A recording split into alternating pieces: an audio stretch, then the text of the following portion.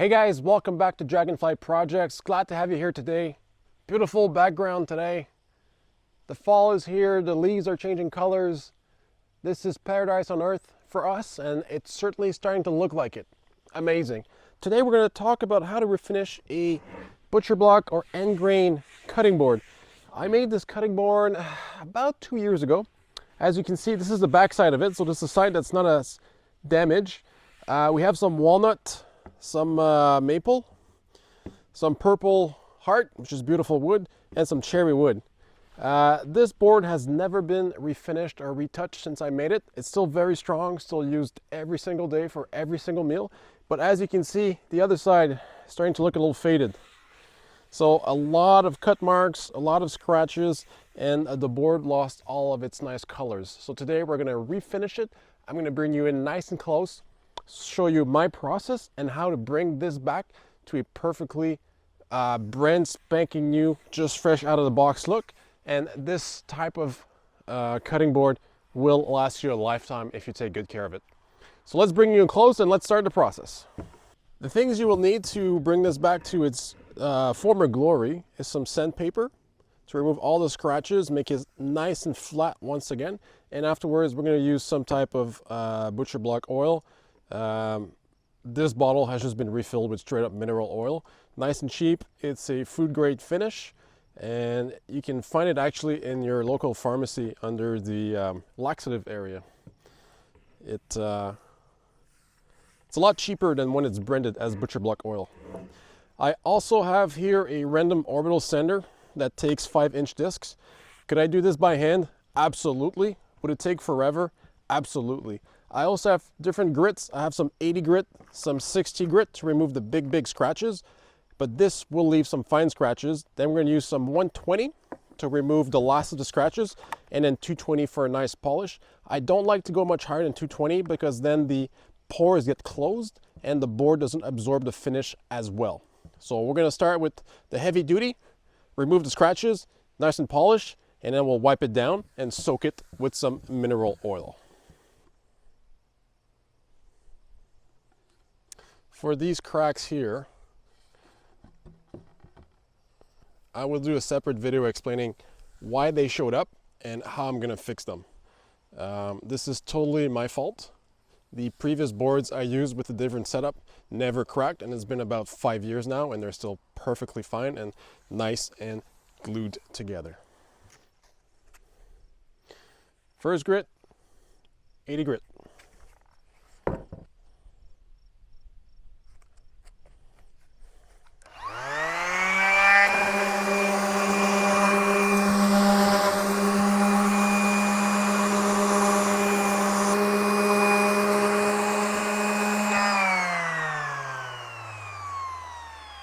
A lot of surface scratches still present, so what I'll do is I'll step down to the 60 grit to try to remove as many as I can. But honestly, when I move my hand over them, I don't feel them, so they're not crazy deep and they don't bother me that much. Obviously, the more elbow grease you put into this, the nicer it will be. You decide how far you want to get take this finish. Also, I recommend the orbital sander because it's called a random orbital sander. It leaves less marks behind versus that square sander, which is cheaper because it takes a quarter of a sheet. Not as expensive, but it doesn't leave as nice of a finish. And also the belt sander can be very aggressive if you're not careful. You can burn through a section. So I like the random orbital for that. All right, so 60 grit, more aggressive. Coarser paper will eat more scratches faster.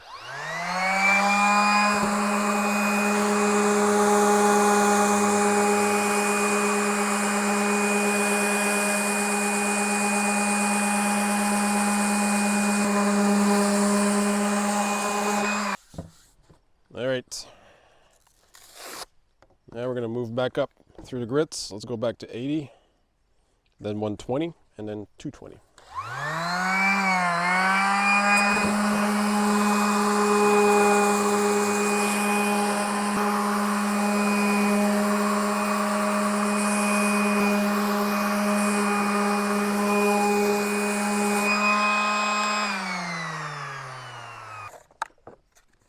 Here's the 120.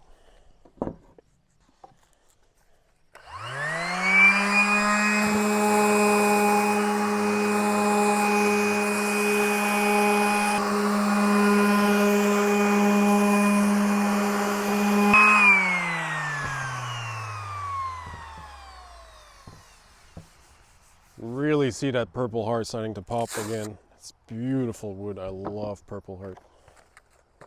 And 220. 220.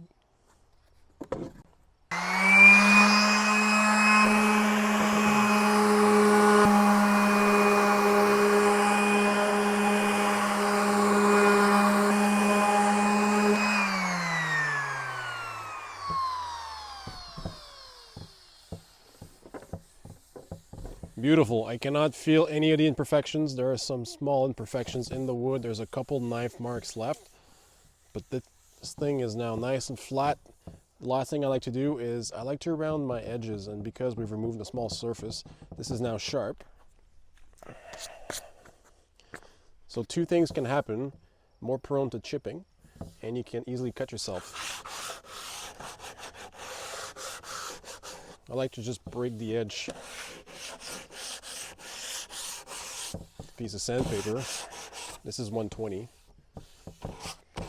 This is an older one that was already on the sander. Just to make it nice and smooth.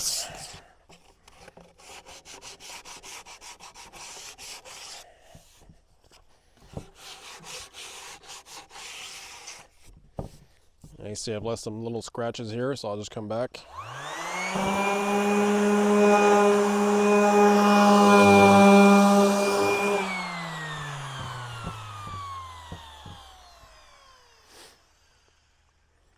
Get rid of those scratches.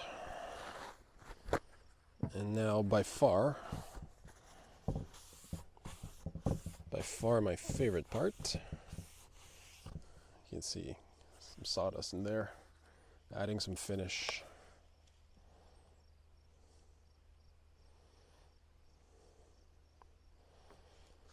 Get to see how much that Purple Heart pops. Full sunlight, it's going to be amazing. Oh, look at that rich purple color. I love walnut. Look how much it pops with the finish. Beautiful. So end grain is definitely the hardest to sand versus face or edge. So it does take the longest. It is the hardest on tools. And it's the one that also soaks finish the most. So what I like to do is now I've made sure to cover everything. It's also cleaned it up, removed the sawdust. So you can see some places are still wet, some are not. It's because some places is absorbing more of the oil, so I'll re-soak it. I'll just wipe it down with a clean cloth just to make sure it gets absorbed everywhere. I'll bring it inside, I'll leave it for an hour, and then whatever has not absorbed at that point I'll wipe off, and my cutting board will be good to go. So I am oversaturating on purpose, just because it will absorb. Man. Look at some of that hardwood. Sorry, it's not hardwood, that's sapwood. Popping, the little knots here. The deep, rich purple. Oh, it's beautiful. Ideally, you don't wait 2 years before redoing this process. You can do it every 6 months if you want. The more often you do it, the less work it is. And as we can see, once the board is rehydrated, it really hides well those little scratch marks, the fine ones that we're having a hard time. And honestly, it won't affect the function of the board or the life of the board. So I don't see a point to sand more than you need to. Once it's rehydrated, it's going to stay nice. It's still going to stay nice and pretty. And once you see that your wood is starting to lose its color, you can also just throw another coat of mineral oil. It's fairly cheap and it works fairly well. Well, there you go, guys. This is how you refinish a end grain cutting board. Same process for a butcher block countertop. Sand and reseal. Make sure it stays hydrated. It hides the marks. It keeps the wood happy. It keeps it from drying out, because dry wood likes to crack and move. So you want to keep it in the same state as much as you can, and you can refinish this board for many years to come. That's why they're so expensive, very labor intensive. It takes a lot of hard work to get it right, but these things will last you a lifetime. Thank you so much for watching. Take care. Make sure you like and subscribe if you found this helpful, and I'll see you in the next video. Take care, guys.